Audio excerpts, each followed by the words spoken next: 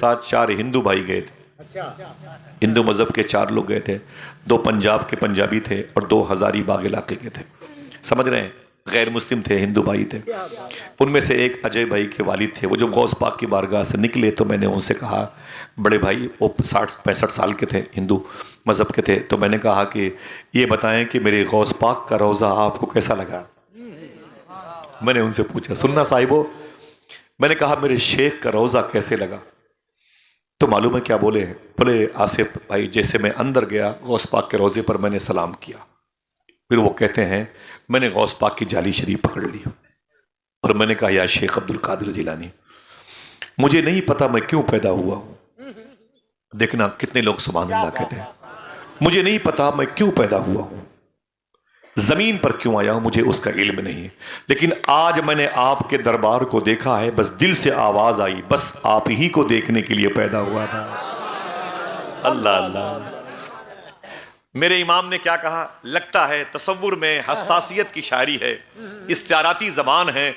جب میرے امام نے اس قسم کی باتیں سوچی ہوں گی، بدعقیدوں کے اقوال جو ہے بد سوچے ہوں گے، تو معلوم ہے قلم کو میرے امام نے ڈائری پہ رکھ دیا ہوگا، داہنے ہاتھ کی ہتھیلی کو اپنی پیشانی پر مارا ہوگا 100 سال پہلے، اور کہا ہوگا ستم کوری وہابی رافضی کی کہ ہندو تک تیرا قائل ہے یا غوث۔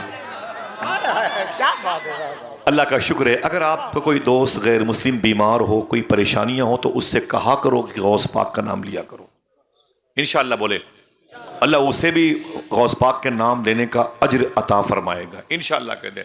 سرکار غوث اعظم کے ابو کی عمر تھی، جوانی کی، شادی نہیں ہوئی، ان کا نام تھا شیخ موسیٰ جنگی دوست۔ اگر کوئی پوچھے آپ سے کہ غوث پاک کے ابو کا نام کیا تھا، کیا بتائیں گے؟ آواز نہیں آئی بھائی سب کی؟ شیخ موسیٰ جنگی دوست، اونچی بولے، شیخ برکت کے لیے بولو شیخ۔ ان کے ابو کا نام تھا شیخ عبداللہ، وہ بیٹے تھے شیخ یحییٰ زاہد جیلانی کے، وہ شیخ محمد جیلانی کے، وہی سلسلہ موسیٰ الجون عبداللہ محض سے ہوتا ہوا امام حسن تک پہنچا ہے، سمجھ رہے ہیں؟ حضور غوث پاک کے ابو کا نام تھا شیخ موسیٰ جنگی دوست۔ میں نے ان کی مزار شریف پر حاضری دی ہے، ایران میں پہاڑی پر۔ وہ شادی نہیں ہوئی تھی اور بغداد شریف جیلان میں ٹہل رہے تھے۔ بڑی مشہور بات ہے، سن لیں ریورس کر کے، آسان سمیٹ کر بات آگے بڑھاؤں گا۔ ایک نہر ہے، نہر جیلان میں، جس میں بہتا ہوا سیب جا رہا تھا۔ دل پہ ہاتھ رکھ کے بتائیں کہ قریب جتنے علماء کرام ہیں یہ بات سب نے بتائی ہے آپ کو کہ غوث پاک کے ابو نے بہتا ہوا سیب کھا لیا تھا۔ پتہ ہے آپ کو؟ پتہ ہے ماشاءاللہ، بس اسی پر رہیں آپ۔ ایک بہتا ہوا سیب کھا لیا تو دل میں احساس ہوا کہ بغیر پوچھے یہ چیز ہم نے استعمال کر لی۔